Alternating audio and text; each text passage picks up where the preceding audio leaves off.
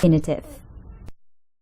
In an affirmative sentence, if the subject is I or we, you, they, we simply use the infinitive form of the verb. For example, I play tennis twice a week. We get up at 6 every morning. You only speak English. My children like pizza. In the present simple, the third person singular like she, he, it, we add s or es to the base form of the verb. For example, she does her homework. Adam never forgets his watch. It rains cats and dogs. Exceptions: if the verb ends in ss, sh, ch, x, or o, add es to the base form. For example, Peter always passes exams easily.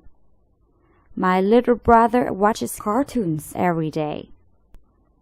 For verbs ending in a y preceded by a consonant, change the letter y to I and add es. For example, a mother always worries.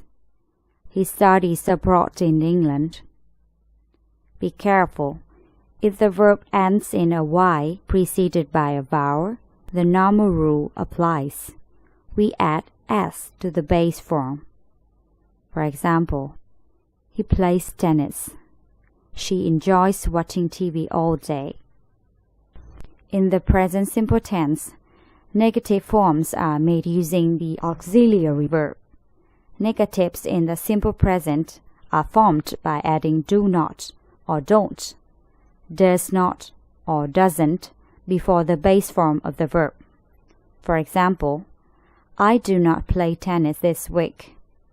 We don't get up before 6 a.m.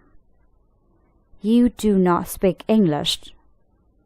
My children don't like pizza. She doesn't do her homework. Adam doesn't go to school by bicycle. It doesn't rain much this week. Questions are also created using the auxiliary to. This time, the auxiliary is placed before the subject. For example, how often do I have English classes? Do we have to get up at 6?